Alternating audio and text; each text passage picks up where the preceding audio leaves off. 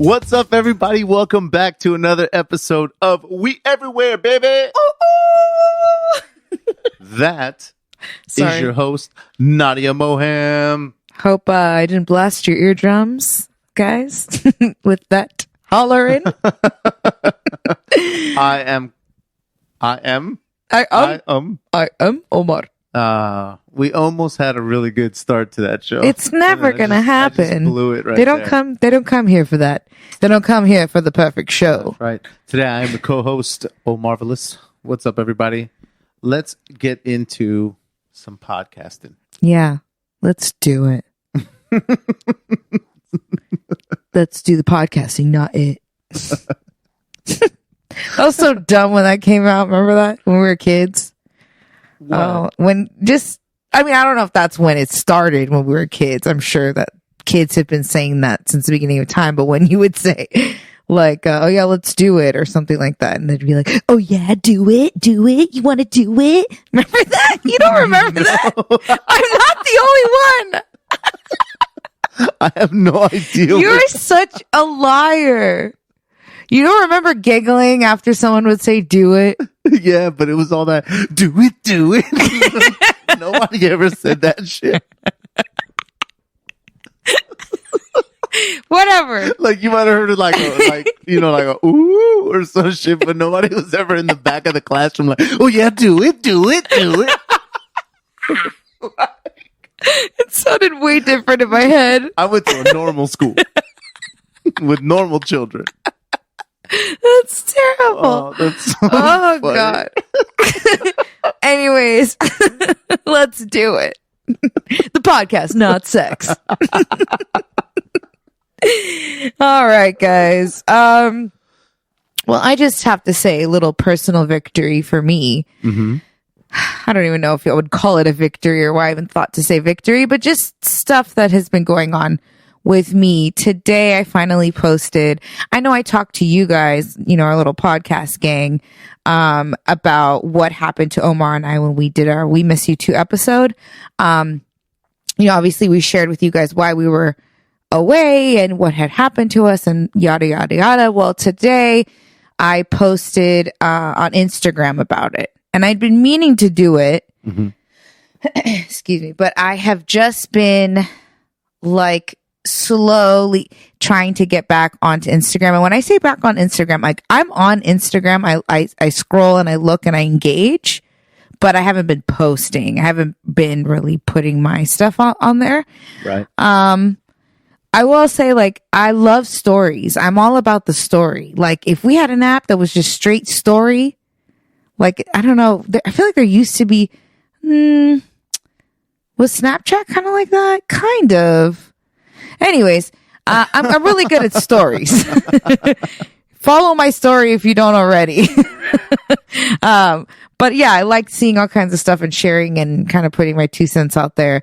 And posting is more of my, like, it takes a little more thought how I'm going to curate my page and which images to put up and making the caption. And there's like more work that's involved with that than just throwing up a story and it's going to delete in, 24 hours or whatever. So, anyways, with that being said, I posted today, talked about, what happened to us, blah, blah, blah. And I also posted my El Reve campaign photos, which I never released, and they came out last month. And El Reve posted them, Nas posted them, and, but I never posted them. And that was a big deal for me, Yeah, and it was kind of sad that, like, I just didn't, I don't know. I feel like I was, like, late to the game for my own damn self. Like it took you too long to promote yourself? Yeah. I mean, look, but in this case, you had a reason for not wanting to engage in, in the Instagram way. You know what I'm saying? Yeah. And which is like, yeah, I got to put up a picture of how dope my life is right now. Or I got to put up a picture Right? of like, all the work I've been doing. Yeah. Or like, whoa, check out this view out of my friend's house. Or, you know what I mean? I get it. But it doesn't matter. It doesn't matter when you do it as long as you do it. Yeah. Because for someone who is, like you said, you're, not super confident, especially in you when you were going to be doing a shoot in your underwear or whatever. Yeah. You know what I mean? It doesn't matter when you put it out to big yourself up. You know what I mean? The point is that you're bigging yourself up. Yeah, for sure. It's not like you're on there selling, the product on your post. You know what I mean? It's more of, yeah, I mean, let's be real. They're not going to. I don't have that. I mean, I have a good amount of followers, but it ain't in the millies. That's what they're looking for. No, I just mean that, they're fucking great pictures. You look hot as fuck. You know what I mean? I gotta say one thing, and it's the thing you're not supposed to say, and I shouldn't share this about myself because then it's drawing attention to something negative, but whatever, fuck it, I'm real. I do feel like if I had I shouldn't say a second shot. I'm willing to do another shoot again, whether it's for myself or a brand or whatever. But I feel like I'll have more, I don't want to say confidence, but just ease going into it, because I feel like you can see that in my face in these photos. I can see it, that I'm not as relaxed as I could be. Right. But it was my first time doing anything like that, and I was like, what am I doing? But actually, can I say one other thing before you you're like heavy breathing? The ones that I'm laying down, I took those later and I was more relaxed, and I swear to God you could see it in my face. It's very interesting. So just like to share that. Yeah, I mean, well, with anything, the more times you do it, the more comfortable you are with it. It doesn't mean that it's going to be easier the next time, because the shoot could be something else, and they want you to pose your body a certain way. You're like, I don't know what the hell I'm doing. Like, spread eagle? No. Like, what's next? What's the next level of exposure? That's so funny. But anyway, all that to say that I like the photos, and I think that you're always going to be critical of everything. I mean, yeah, there's actors and performers and stuff like that won't watch their movies or watch themselves on TV because they're just like, yeah, just like, yo, I could have done that way better. Or, so that's a, yeah, we're all our worst critic. I mean, and like, I know I'm not alone, because I work with some of the most beautiful women you'll ever find anywhere. Like, some of the models I work with are just absolutely gorgeous, with literally textbook definition, perfect bodies, like everything that you think is perfect, right? You look at the gram, you're like, perfection. And they are like, fix this, fix that. I don't like this. I don't like that. I'm uncomfortable. And it's like, what? At what level are any of us going to accept ourselves, And like, for me, I've gotten I feel like every year that I age is a year that I accept myself more and more for how I just look and appreciate my body and respect my body. And now it becomes not like, oh, I got to go work out because I need to look hot or anything like that. It's like, I want to take care of my body because I love her and cherish her and want her to last. Mm-hmm. You know what I mean? Like, that's where I come from. And if I look great in the end because of it, great, bonus points. You know what I mean? But right. It's a different perspective when you're younger, and you just learn to love yourself more, and you're just a little more gentler and a little more kinder. I will say, after this little depressive bout that we just had, Omar and I haven't been literally moving. We just don't even go for walks, for Christ's sakes. We just get locked up in this house and we don't go anywhere. We don't see anyone, and we're just here. And it's dangerous outside. It's dangerous in here because our place is like a cave. It's gets really dark, so it's very easy to fall in that hole. But anyways, we had to go through what we had to go through for various reasons, and not moving, and then we were just eating whatever the heck we wanted. It was and I was wearing sweats every day, so I knew there were some changes. But I didn't know until I put on my clothes and I was like, oh, this is not a good thing. Because I don't want to buy new clothes. I mean, of course I want to buy new clothes, but not because I'm getting bigger. Yeah, you don't want to buy bigger clothes. I don't want to buy bigger clothes. Mm-hmm. I'm just like, I'm cool with where I'm at. And if I get a little more shape, like in shape or fit, then cool too. But like, this is my max of where, just for me personally. Yeah. I mean, sure. Like you should want to feel healthy and yeah. You know what I mean? I don't want to struggle to breathe. The clothes that you've bought. I don't want to get to that place where I can't breathe walking the stairs. Like, I mean, you're super far away from that. Yeah, yeah. I mean, no. But no, actually, no, I'm just saying I get winded. There's a difference.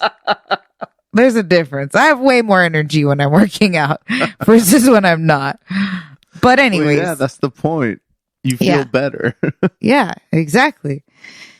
But it's been, I'm on a good one. I'm in week two of recovery. Of exercise recovery?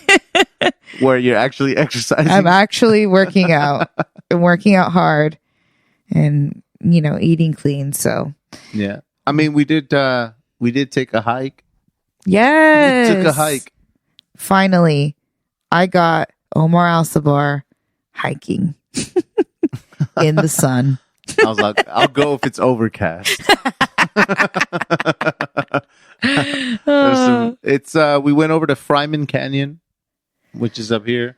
Well, it was the upper portion of Fryman because that's right. Two parts of Fryman Canyon.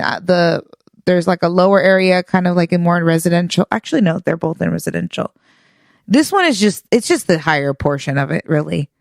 So Vaughn was saying something like, if you do the whole hike from the beginning of Fryman to the end, it's like 3 hours or something like that. I was like, wow. No thanks. That's like almost to Vegas. An hour out of Vegas. That's how me, Nas, and Ash. I mean, driving. Yeah. But still, that's a drive. That's far. And you're driving. Yes. Yes, I agree with you. Oh, yeah, I'm saying it wrong. I just realized that. But it was really cool to get out, you know what I mean? Especially we got to see our friend Vaughn, which we haven't seen for quite some time. I know. So that was really cool. And it's weird because what's the street above it? It's Mulholland. Mulholland? Yeah. So we're walking with her and she tells us that, people have fallen. Well, not people, but people have driven off of, the street or whatever, lost control, whatever, and ended up in this canyon. And you go, wow, that's crazy. Like, whoa. And then all of a sudden we come up to this car that is just off the trail there where you're hiking. Mm-hmm. And I would say it's up to like halfway up the windshield? No. Well, you could see the hood. Oh, you could see the hood. No. Right, it was like up half the doorway, but there was no windows or anything. It's tiny. Yeah. What did you say it was? Well, it's a Volkswagen thing. That's interesting. And it's this car that they made. They don't make anymore or whatever, but it looks like I don't know how else to describe it, like a World War II Jeep. Like a Nazi Jeep. But now people will collect them and, fix them up and paint them and stuff. But that's exactly what's there. Do you see what I mean? Yeah, they're so cute. They remind me of like those old hunting, like in South Africa, little cars. Yeah. But I think these things are like low-key death traps. Yikes. Well, that one certainly was. Yeah, I mean, for real. Yeah, it was. We got to get some. We were talking about how we got to get some We Everywhere Baby stickers going and slap them on places like that because people had that thing all tagged up, Yeah, I was like, you know what? We need to vandalize. We don't do enough. We don't do enough vandalizing. I'm down. Yeah, the hike was good. I'm glad you came. He was hella mad though. I remember. When? Because you fell asleep downstairs and then you stayed up all night watching shit. And then I was like, don't forget we have a hike in the morning. Yeah, okay. Then I wake you, and then I was like running late. I hit Vaughn and I was like, hey, let's push it to like 8:30 or no, 8 instead of 7:30. And then I screamed at you, we have to leave in 10 minutes. And you thought I said we have to leave at 10. No, see, that's not how it happened. Oh, we have to leave in 10. That's what I said. You came and you called me. Obviously, I didn't hear it. You came and woke me up. And then I was like, what? And you were like, well, we got to go to this hike. And I'm looking at my phone, and it's like about to be 8 o'clock. No. Yeah. It was about to be 8. Oh, yeah. Okay. Okay. And then I'm like, well, what time are we leaving? And you said in 10, but I thought you said at 10. So that made me mad because I was like, what the hell are you waking me up for? Like, that's like, you can give you a whole nother hour. I would never wake you up that early. But that's why I got up like super pissed off. And then he forgot everything and he was just all flustered. It was hilarious. And the sun was out. Gross. But we had a good time. Didn't you like it? Yeah, I actually don't mind hiking, or walking. I don't mind walking. I don't mind walking. Walking is fine. The act of walking is fine with me. Yeah. My thing is like, once I go somewhere, I always make the best out of whatever situation it is. So I never really have a bad time unless it's like something horrible, rather extreme. Yeah. You're just with a bunch of assholes or something. Yeah, of course. Normally that's me. So I'm always great. I'm the asshole. Well, that's good. Because I definitely think that's going to be our Saturday morning ritual for sure. I think that we should definitely start doing that because we got to get moving and grooving. Because we ain't getting any younger. Oh, you know what? Huh? Speaking of not getting any younger or whatever, health. Check this out. I stumbled across this and this was crazy. On January 7th, they did the first heart transplant where they put a pig's heart into a human being. Whoa. Yeah. Now it's a genetically modified pig. I don't know exactly what that means, but I'm assuming it's to grow organs that are, I guess like close to human. Well, God, but yeah. How do they even do that? They did science, man. But here's the crazy story about it. They did the transplant on this guy, what's his name? On David Bennett Sr. Okay. And this was done in Maryland, in Baltimore. But the reason that he did the pig heart was because he got denied the human heart. Like he was on the list to get a heart transplant. Okay. And they denied it because he didn't follow doctor's orders. What? Like what? Meaning he missed a couple of appointments. He didn't take his medicine regularly or whatever, and they just dropped his ass from the list. They're like, well, you're not following. Like he got punished for it. Basically, and they just dropped him off. That's like his life. Yeah, straight up. And wow. The article that I ended up finding goes into that a bit. They're saying like on average, 17 people die every day waiting on organs that they just never get. So they're very, obviously it's hard to get. So this guy had no choice. So they're like, you want to try this pig heart? And he was like, well, shit. I literally have no other options. Yeah. So I'm going to who wouldn't at that point? Well, I mean, a lot of people, but I would. I would. If they're like, hey, if that's all I got, it's my one shot. Is there a particular are you saying animal? Is there a particular animal or organ or like animal organ combination that you would be like, nah, I'm good? Good question. It'd have to be a mammal because I was going to be like a crocodile or something like that. But I probably would not work out. So on the mammal scale, I mean, yeah, obviously, I'm just saying. I don't know. Give me any one of them. I don't give a damn. They're all interchangeable. A liver's a liver. Yeah, goddammit. you know, like give me the zebra one, give me the giraffe, give me the bear. What you got? Let's try them all. I'll stay on the table. Just keep switching them in and out. I'll be like, I'll take one of those cheetah hearts. Yeah. Oh, cheetah heart. I like fast music anyway. But they burn out so quick.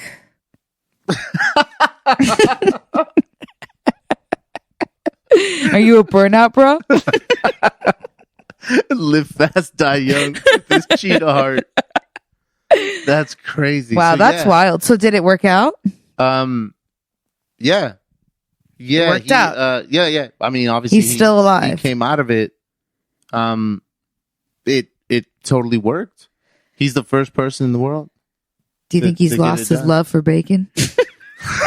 I don't know. You know what I mean? He's like, something in my heart is telling me not to eat it. Well, I mean, when he woke up, they asked him how he's feeling. He was like, I feel great. Wonderful.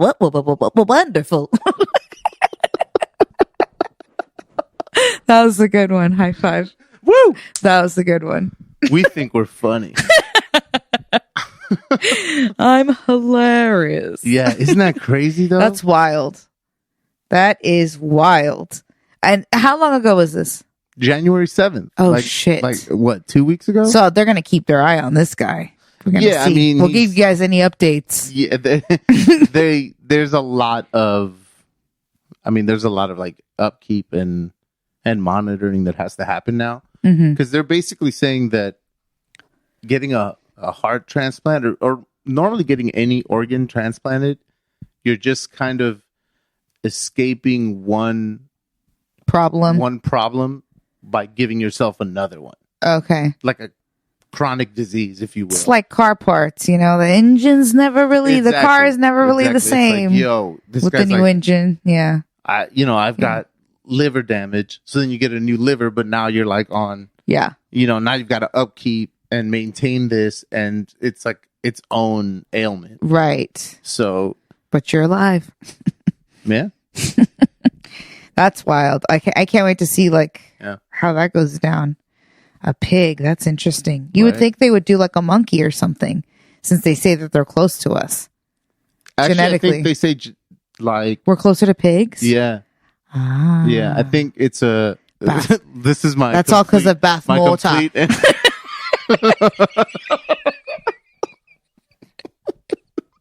She did this to us. No one knows who that is, probably. Imagine if he gets mad and just starts squealing. Okay, guys, if you're a little lost, Beth Morta is the evil queen in Willow, which Omar and I are absolutely obsessed with. And there's a scene where she turns all of them into pigs. And she's like, she does her magic. She does her magic. And she goes, pigs!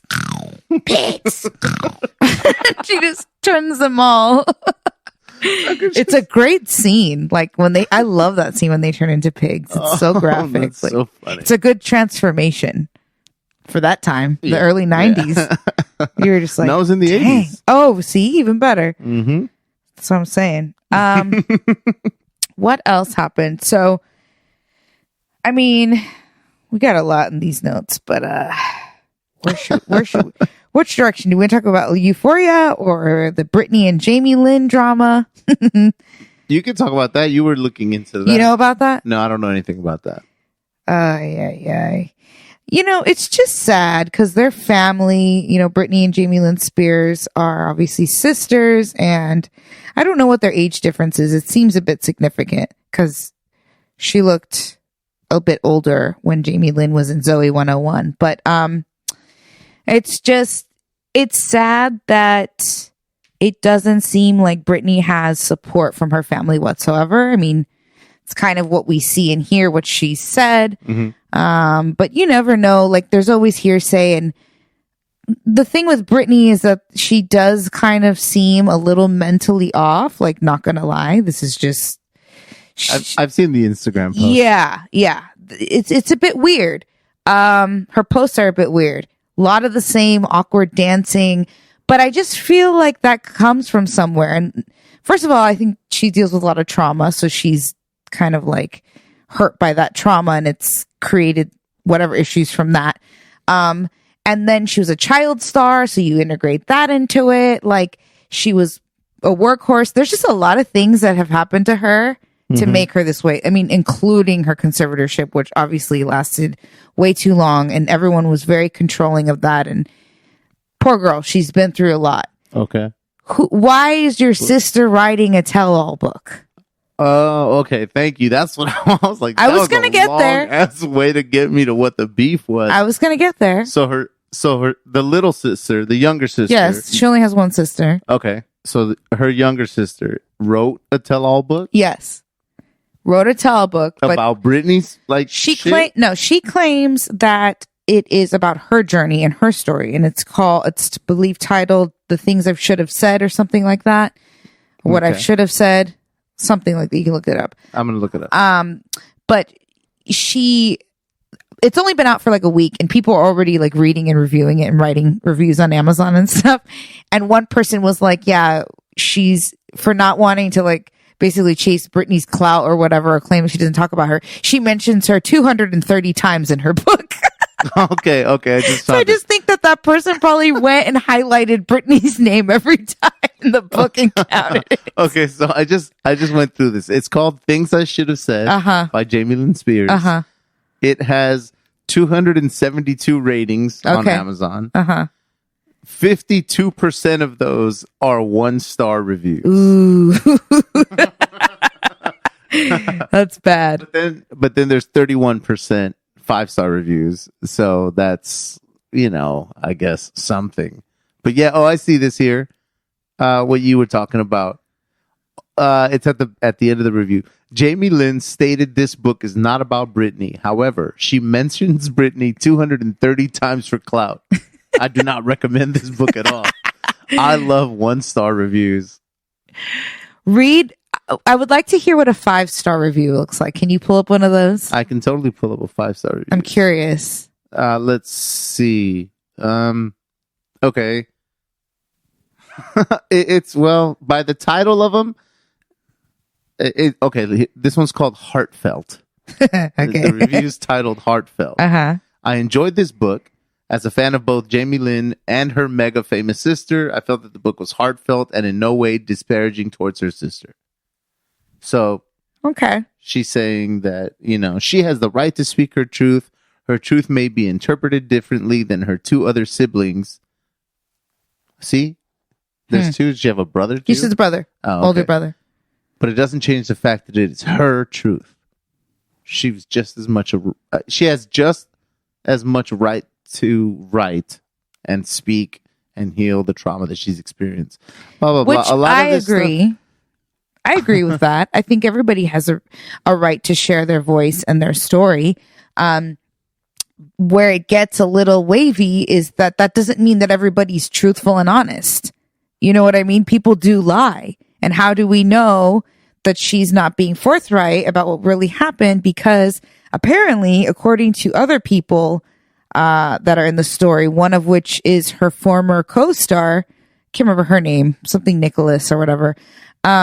She talks about her in there, and she's saying that they're totally false. Yeah. So I don't know. I haven't read it. I don't know what is being said about her. Maybe she's saying something bad, and she's like, that's not true. I don't know. But then the other thing that's a little weird is that Dan Schneider, who was that his name, Dan? Dan? Why are you laughing? I'm sorry. I can't stop looking at these 1-star reviews.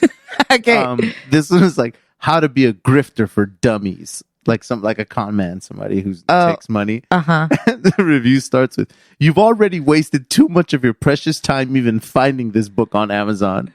All I did was type in Jamie Lynn book and the shit showed up. This guy's yelling at me because I've wasted too much of my time looking this shit up. It's written by a spoiled child who can't let go of the fact that she is less talented than her big sister Brittany. See? So instead she finds her grubby little hands to her coattails. Did you know that the original title was I Must Confess? The title of this book should be How to Be a Grifter for Dummies. At least she's being honest with herself and the rest of us. Save your money for the real story from Brittany herself." Oh, man. By a person named Face Reality 16. Fix it. Oh, man. Yeah, I mean, it's, we don't know. We don't really know, but we do know that Brittany was not treated fairly for many, many, many, many, many years, too many years. Mm-hmm. And no one really kind of helped her out about that. If Jamie Lynn really thought that there was something wrong with the situation at hand, that her dad was taking advantage and so forth, then she should have come forward a lot sooner and said something publicly about her sister. Like, hey guys, this isn't right. Like, can we do something about it? But the book, okay. I mean, if you read the reviews, it's all about Brittany, but the book is supposed to be, this is the shit that happened to me that I never said anything about. Right. And that brings in this Dan Schneider guy. Right. Who was... He was a former Nickelodeon producer. So he worked on, was a producer for a show. Oh, okay. I don't know anything of what, I don't know the details because I have not written this book. I mean, read this book. How would I know? I haven't written it. This is all just shit that I've been reading online and hearsay. And it was something along the lines of, apparently he was involved in some controversy and got removed from Nickelodeon because of inappropriate, I don't know, relationships, conduct, whatever it was inappropriate towards underage, I think, girls or kids. Was it boys involved? I don't know. Do you know? Well, it looks like, from what I'm seeing here, it looks like this guy did All That and iCarly and Zoe 101. So all these obviously like Nickelodeon shows, like you're saying. But it says that he was not let go or whatever, but he was basically fired for being a creep. It says... Does it say that in the paperwork? It's... We gotta let you go, Dan. You're a creep. For years, Schneider had been under a cloud of suspicion over the treatment of some younger stars of his shows. So that could be up here. It's saying that he was kind of like yelling and belittling and not an awesome guy to always work around. But then it says, among the things that have raised eyebrows are his tweeted photos of the toes of his young female stars. That's weird. See, that's weird. Yeah. Like if you're like, hey, here's iCarly's toes. No, like, what the fuck are you doing? Yeah, that's weird. That's a little girl. Okay, leave her alone. Yeah, so there is some crazy pictures on Google. I want to know what you're looking at right now. It's just so tough. There's a lot out there. It's like a picture of some like girl sitting on his lap, clearly like an underage, inappropriate. It's kind of a weird hand on this girl over here. He's hugging up to this Carly. See what I'm saying? So we know this guy's a creep, right? Either way you slice it. Because weren't you saying even writers, it wasn't just... it wasn't just the stars. Like some writers were saying that... Right. Like there's a lot of talk about it. There's got to be some sort of truth to it, There's too many people saying the same thing. So... But what does he have to do with the book? I was just about to say. Okay, I'm sorry. Stop trying to lead me. You're badgering the witness. She writes that something along the lines of like he was professional and great to work with. She has nothing but good things to say about this guy that apparently everybody thought was a creep and got literally fired for being a creep. So it's a bit weird it just kind of makes you question the validity of what she's saying. So she's saying a bunch of shit in her book that people are like, no, this is all lies. But then the one person that she's like, this guy was cool, was this guy that ends up being a creep. Right. Exactly. It's a little weird. Okay, so what the fuck?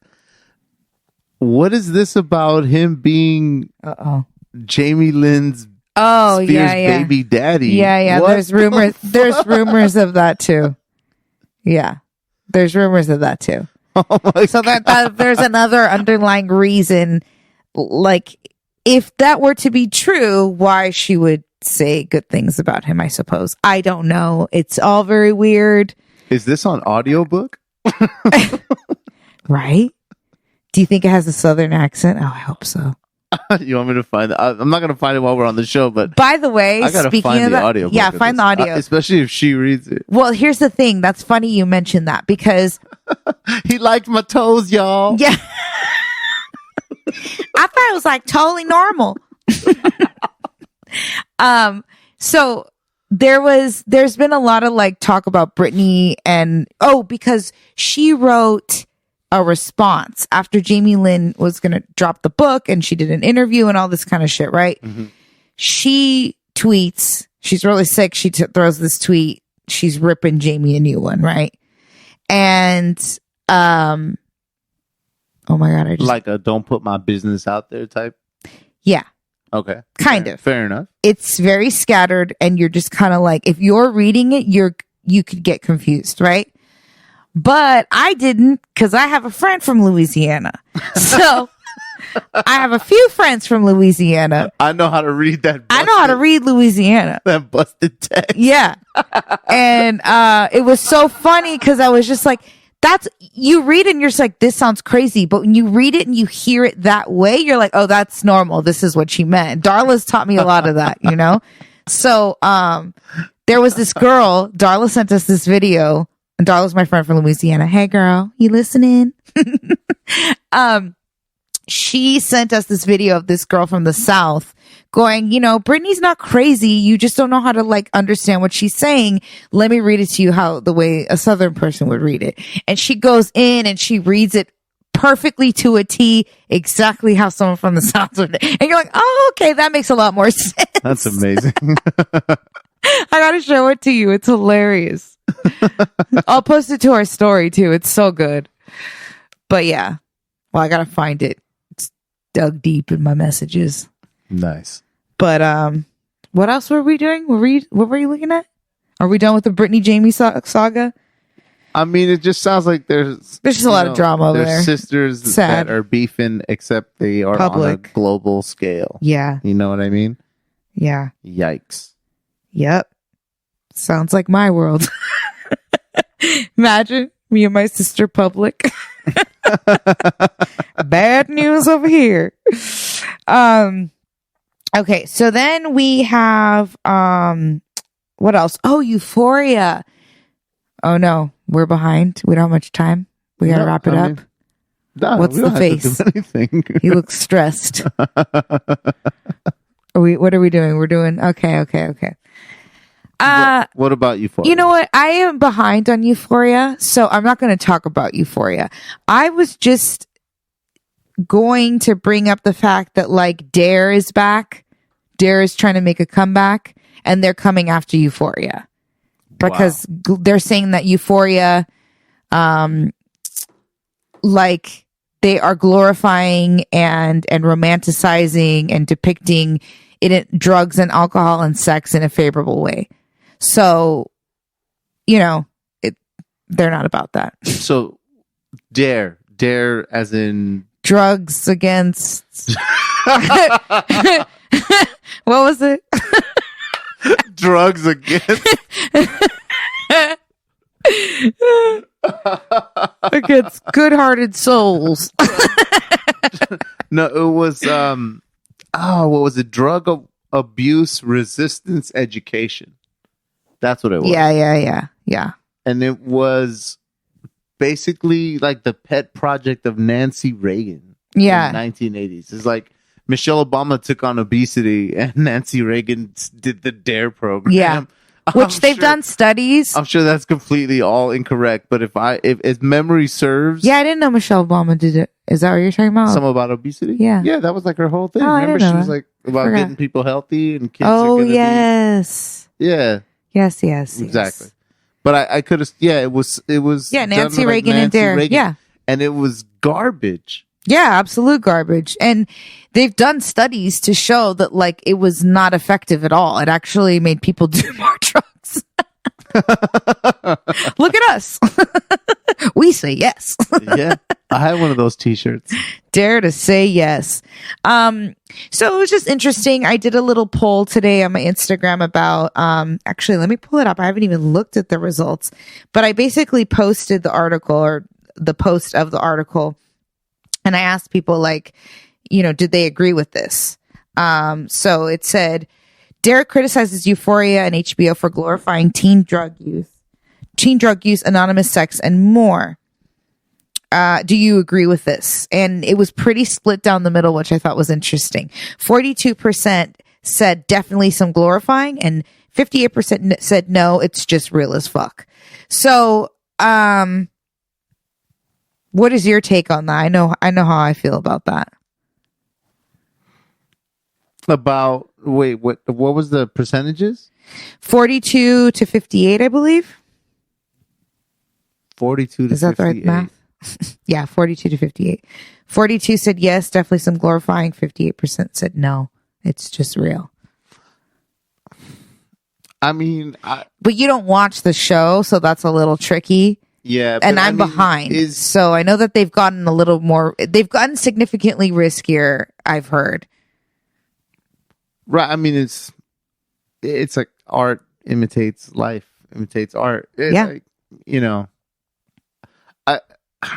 I don't know. I don't really. He doesn't care about this topic. Moving on. My thing is that I don't buy into that shit. Into what shit? Into that entertainment has any influence on a person. How can you? I'm not saying that it can't for some people, but to me, it's like.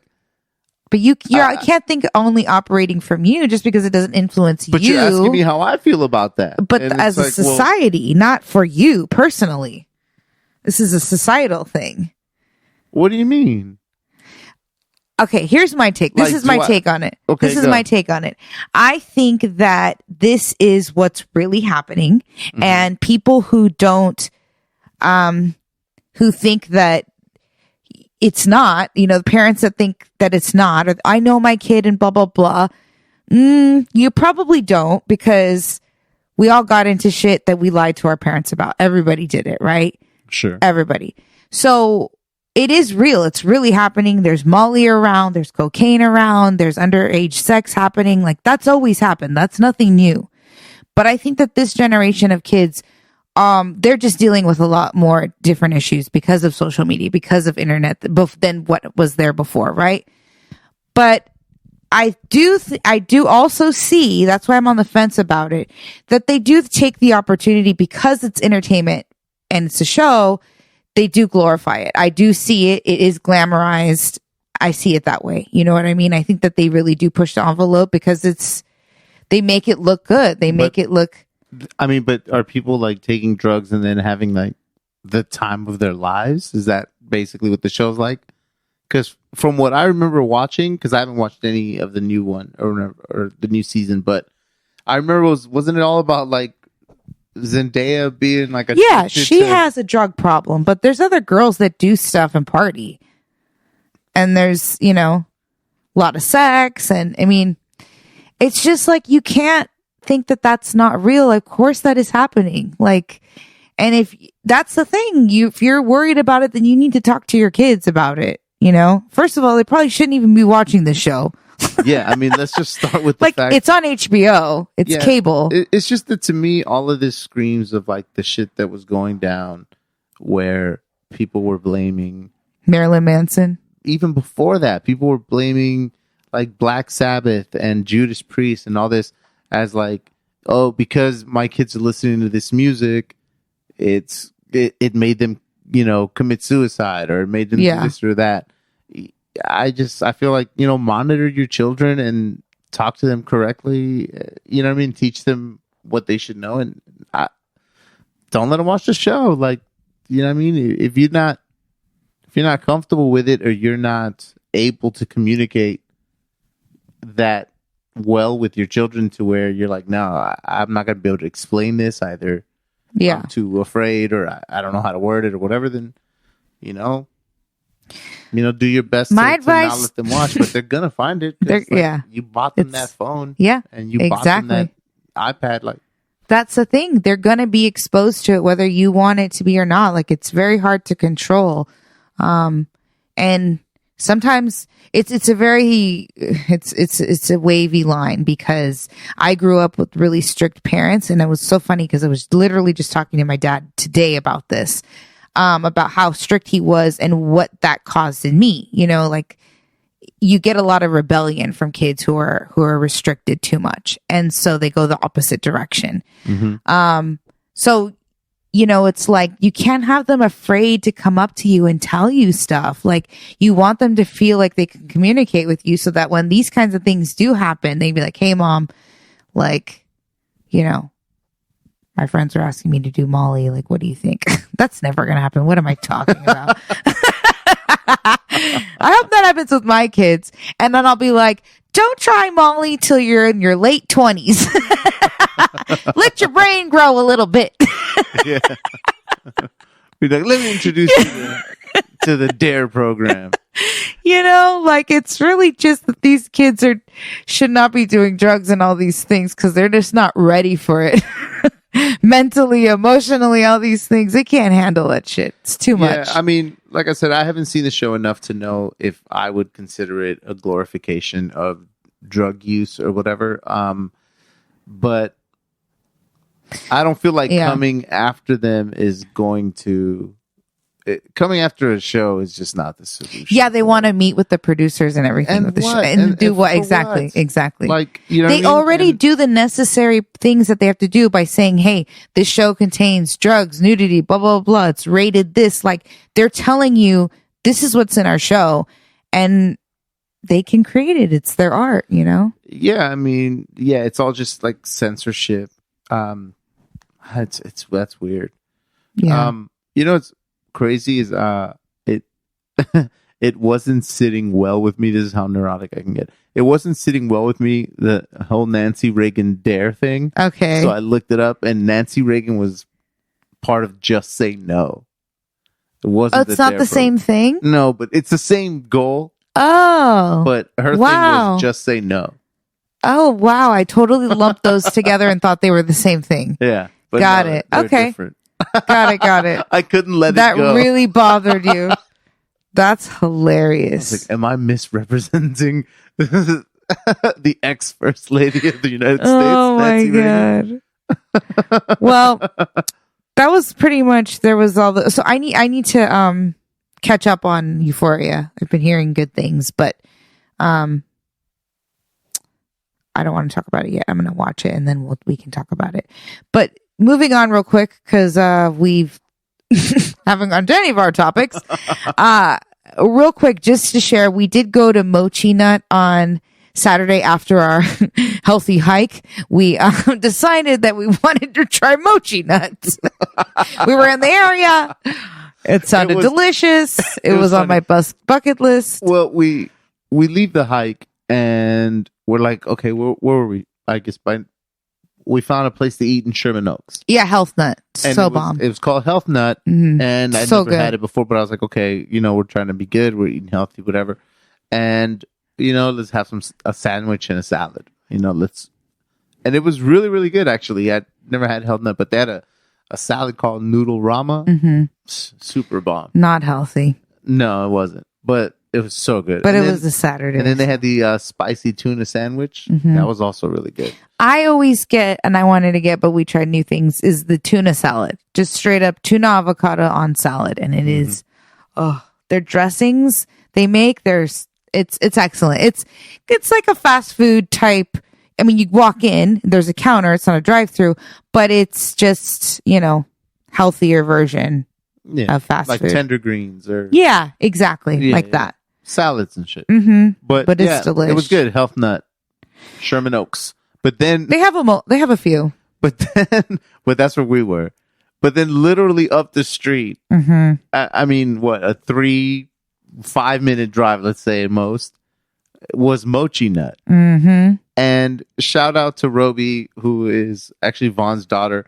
And she's always posting, like, you know, all that Instagram, like, trendy, like, food spots and shit that pop up. And I was like, you know and what? anything Asian related. Yeah, I was like, yeah, she's big, right? She's big into K-pop and all that shit. So it was like Mochi Nuts, that shit's her bag. Yeah. So I don't know, something told me to look it up. Yeah. And it was right up the street. So we was like, fuck it, we're going to have donuts. Yeah, I'd been wanting to try it because it's an interesting concept, like mochi and donut together. And so they make it with the mochi dough. And it's like balls, but it's a pastry. It's very interesting. The consistency was kind of chewy, like you would with a mochi dough, but just without the ice cream. And it was sweetened with different flavors. And, you know, as far as like icing goes, we picked 2 churro ones because we're like, oh, okay, that's going to be less icing, less sweet, whatever. But like their icing is amazing. It's like tastes like real strawberries or real whatever. And it was delicious. Yeah, I mean, we got a bit pricey. Yeah, definitely. We got 2 churro, a coffee, a chocolate, a strawberry, and then a blackberry funnel. The blackberry funnel was funnel cake one was really good. Yeah, so was the coffee. Honestly, the churro was probably our least favorite. It was just a little boring. I was just like, this is boring now that I know that they make some exciting flavors. Yeah, yeah. And apparently, the different locations will have like a rotating flavors, right? Like, it's not always the same donuts or whatever. I don't know. I don't even know. You pulled up some flavors that weren't at this spot, so I don't know if they just hadn't made them or. Well, that's the thing. Like, I don't know if Mochi Nut is like trademarked and like that's the only one, and there's a chain, or if Mochi Donuts are at other places. Like I haven't looked it up at all, so I don't know if there's other shops that have other flavors and it's named something else. But we went to the OG one. Yeah, not necessarily that it's the you first don't even one, know, but we're saying that it was like the trademarked one. You don't even know. We went to the one that had a box for the box. But if you guys haven't tried it, you should look it up. It's actually you got that song in my head. Okay, go. You should try it. It was really, really good. Yeah. Then. You know what? Then we went over to my brother's house, and we were so hungry. Yeah, because that was like later on that night, and everything was closing. It was like 9:00. No, it wasn't even. No, it was 8:00. It was 8:00, close to 8:30, and a lot of places are closing at 8:30 on a Saturday night. And we're like, what the hell? So there was like no options, and we were trying to eat healthy, but then push come to shove, and here we are ordering Mexican. So, but the reviews were really good. And Mark said so himself, like it was on the corner. It's a place called La Esquina that a lot of people go there. He sees a lot of people, all the workers nearby, whoever, they're blowing the spot up. So we were like, all right, cool. They'll deliver. They're close by. So I got a bowl, was beans, meat, all that kind of stuff. And then you had a burrito, but you had what kind of meat? It was amazing because usually you're going to get like asada or carnitas or pollo or whatever, chicken. And this one had like a couple of different options that were essentially unique entrees. Oh, okay, right. What we would call guisados. You know what I mean? So they're like, yo, would you like a burrito of like carne de puerco en salsa verde? And I'm like, what? Absolutely. In a burrito? Absolutely. And that's, of course, it's like, it's pork with like a nice green salsa. Yeah. But it's not carnitas. You know what I mean? So it was excellent. Yeah. It was amazing. It was really good. We were significantly intoxicated. However, we were watching a UFC fight. Yeah. It was still so good. I mean, all the ingredients, everything tasted fresh. And it was just, I had mentioned to you and Mark that it had tasted like a home cooked meal. It tasted like, you know, your tia or your mom's Mexican food. Yeah. Like it was just really down home cooking. It was so good. And their salsas were all good. Man, all good. They were spicy. They're tasty. You know, normally you get like chips and salsa, but I ordered the side of chips and salsa and they gave us a ton of salsa. Yeah. Which is like totally a win. Yes. And it was so good. If I could say one bad thing. What? Their knife cuts. My carne asada was kind of all connected. They didn't really like, the fat was still kind of on there and it was stringing up everything and I was getting meat strings in my teeth. So that was not pleasant and I had to really cut up my meat. But other than that, excellent. Very, very, very, very good. Yeah. 5 stars. La Esquina in Culver City. So good. Which La Esquina means the corner, right? Yeah, literally. So that's cool. That's a good name. What do we have time for? Nothing else. All right. We watched other things too. You know, I watched real quick. I went over and had a girls' night with Nas, and Darla and Vaughn, and we watched, Secrets of Playboy. Oh, shit. Which is, now I can't remember where we had to buy it. She bought it. It was like $20 and it's a series. Okay. It's probably on Amazon. I feel like it was on something else. I gotta ask her. We just searched for it on the Fire Stick or whatever the hell, and it came up. Secrets of Playboy. Look it up. It was interesting. It was pretty good. But I was telling you, I was like, damn, I can't remember any details because that was on Monday and that was so long ago and I've had so many things going on, but I just know that it was really good and you guys should check it out. And Holly Madison's on there. She talks about a lot of stuff. Things that if you didn't read her book, apparently she has a book out and she talks a lot about it on the book. So you might know already. But there's a lot of stuff that they talk about that maybe a lot of people didn't know. For example, did you know that he refused to wear a condom and he was banging all those girls? Who? Hef. Hef? Yeah. Damn. Dirty, dirty, dirty old man. How nasty. Wow, like, that's crazy. Like, did he make them test? Like, what the hell? I mean, because they were. Here's the thing. I was going to say forced, but a lot of people feel different ways about the situation, right? A lot of people argue the fact of like, no one was holding them there. They could have left, da, da, da, da, da. However, it's just so much deeper than that. You can't just say that. You know what I mean? Because I feel like there was a lot of brainwashing, a lot of manipulation, a lot of these girls like were looking for something. You know what I mean? Like they didn't have good family backgrounds. What are you reading in the face? Well, I'm always looking up, you know, what we're talking about or whatever, but this is a document. I'm sorry. So it's a documentary on A&E. Mm-hmm. So. Oh, yes. It's on A&E. Yeah. Right, and there is an article from the Daily Mail in the UK. It says, exclusive.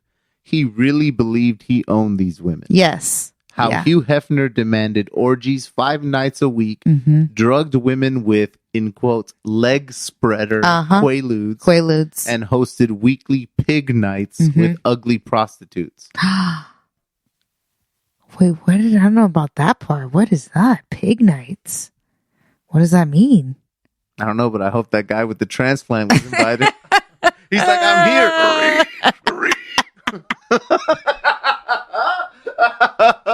I hate you. What's up? I was waiting for you to try to loop that together.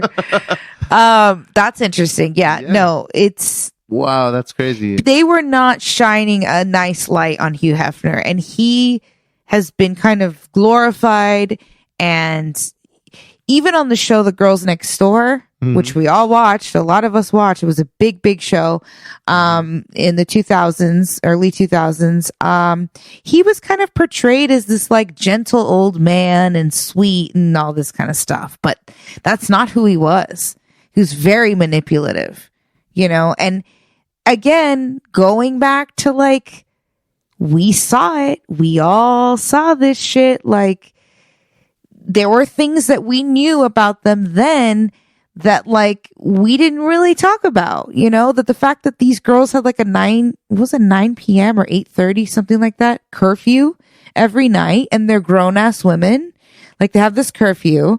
They aren't allowed to, or they get like a certain allowance, was like nothing, like bare minimum that they could get, right? And, you know, it's like, are they sex workers? Like, what's happening over there? Like, I don't know. It was just a lot of things that were very brow raising that as a society, we didn't say anything. And then now we hear it again with fresh new eyes and ears that everyone's like, oh, we're woke now. You know, it's like, well, did you sounds a lot worse now.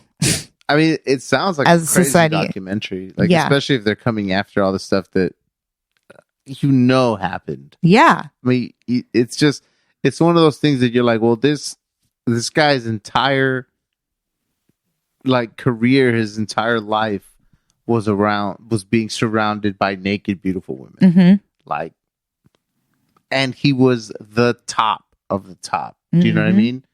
And you're just like, of course, this kind of shit happened, exactly. Man.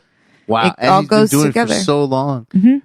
Did you hear about the safe that he dropped into the ocean before he died? No. So this is, I'd heard, and I'm probably going to butcher it, but there was a story that said that Hugh Hefner had like a safe or a casket or something filled with sex tapes, and he dumped it into the ocean. He filmed them. He would film them. So before he died or whatever, he dumped it all into like in the middle of the ocean somewhere, so that nobody would ever find them. What an interesting way to rid of them. Why didn't he set them on fire or do something else? Because dropping them into a safe in the ocean means that somebody can find this safe. It's not fully destroyed. Well, you'd have to know where he dropped it, and then I don't know what the salt water would do to true. Was it celluloid or whatever? True. You know, because I doubt it's not waterproof. I doubt it was all done on fucking DVD. There's probably shit in like Super 8 cameras. Yeah. You know Super 8. It's probably him like banging Marilyn Monroe in like some reel to reel. Deny you know what I mean? So doubt it. I wouldn't deny it. Look at you, like I wouldn't deny it. I would be like, hell yeah, I fucked Marilyn Monroe. You a freak, Nadia.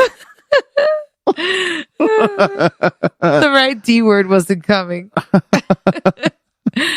Yeah, I don't know. It was just a very interesting documentary. Yeah, that's gnarly. I mean, one other story that was wild, right? Real quick. This is when you know you're just like, ooh, this is dark-sided. There was this woman they were interviewing, or she's telling her story or whatever. So apparently her dad was one of Hef's best friends. Okay. And when she was like, ever since she was like 6 years old, she knew Hef, right? She met Hef when she was 6. Right. She moved into the Playboy Mansion pretty much almost full time from the time she was 11 years old, because her dad was really close friends with him, and her parents split up, and the dad took her and moved her there with him. So she was around this life a lot, right? So I think she was like 14. I want to say, I could be messing that up, but she was underage. She ends up hooking up with one of Hef's girlfriends, right? Because it turns out she's lesbian. And she hooks up with him, whatever, and then, or hooks up with her, whatever. And then, later on, I guess Hef finds out or whatever. And this is the part that they had to tell me because I had to take Penny outside to poo. So I missed this part. They didn't wait for me, but this is what they told me. She said that he was like, well, if you want to, like, he was trying to lure her to join them, his girlfriend and the girl that he's known since she was 6 years old, his best friend's daughter, to like have sex with her. You're just like looking at me like, yeah, okay, sure, That's not shocking to you? But this girl had already had sex with the girlfriend. Yeah. But so he was probably like, well, shit, if you're going to be doing it, you might as well do it with us. Like, do you not understand how old this girl is? This is not a normal scenario. No, I'm not saying it's cool. I'm just.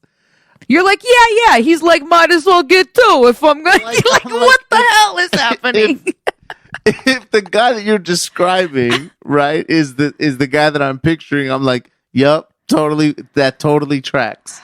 To me, it's not that it's right or okay. It's like that's a whole nother line. Yeah, I'm just sitting here, kind of like believing your shit, right? Not your shit, I feel but believing what you're saying because I'm like, yeah, I never. That's believable for him. I never held that guy to a level of like, oh, that guy's a saint. Do you know what I mean? No, like, we didn't. I always just knew. I didn't think it was that bad. From the second I could wrap my brain, when I'm a horny little teenage boy around this guy who gets to do this, I'm like, this dude must do crazy shit. And now you're telling me, and I'm like, fuck yeah, of course. That's bad, man. It's fucking horrible. I knew. Nothing shocks me anymore. It's true. That was kind of shocking to me in a way because I was just like, damn, that's a whole nother boundary you're crossing, sir. Like, that's crazy. And the dad was okay with it. Her dad was okay with it. Allegedly. This is coming from her, though. Oh. Well, this is her story. I mean, that's gnarly, dude. And all the dudes they interviewed, they were like, yeah, like basically didn't say it, but very much so the air of like, yeah, he was the man. What's the problem? Like, yeah, see what I mean? Like, yeah. Like the women wanted to be there, blah, blah, blah. And I will say, like, for a time, the way they portrayed it, I guess they call it the innocent years or the harmless years or some shit like that. Mm-hmm. It was very family oriented there. And he had a lot of his friends and their families. And then the girls that were there, it was a different vibe. Like, it was just, he made it seem like women had power over their bodies and that they were choosing to do this. And it was more of a women's empowerment thing than like degrading, or you know what I mean? Like, he wasn't, right. That's how he portrayed it to be. And for some time, it kind of was like that. But either it was always a facade or no, it was always a facade. That's how that girl who lived there since she was young kind of felt it was too, but they could have been sheltering her from a lot. Yeah, I mean, absolutely. And like I said, we weren't there, and it doesn't take me much to believe that any of that stuff could have happened. You know what I mean? Yeah, no. Yeah, it's just interesting. And then Holly comes out and says that she has Asperger's, which is also very interesting because it just kind of makes more sense when you look back at her and how she just kind of spoke and acted on the show. And just, I don't know. I think that could have played a role in why she stayed so long with him too. It's just interesting. So check it out, guys. It's got all the tea, all the Playboy tea you'd like to hear. So you want to hear the stories of a dirty old man, right? Dirty old man secrets. Go to head over A&E. Well, another one that we'll talk about next week that we didn't get to talk about today, that we actually watched a while ago, haven't had a chance to talk about it, is the Chippendales documentary, which was also very interesting, kind of in the same realm. And you guys should definitely check it out. It definitely starts to pick up towards the end. Like, it gets, I don't know, the beginning was like, I feel like it was a little slow, but it picks up. Yeah, well, the beginning, well, we might as well just talk about it. No, let's save it for next week. Yes, that way they can watch it. Okay, watch it. We're already at 109. We need to clean it up. Because this ain't going to be a quick little thing. All right, fair enough. All right. guys, check it out. We're going to talk about it next week, so you can follow along. Plus. Yeah. So that's about it. That's all, folks.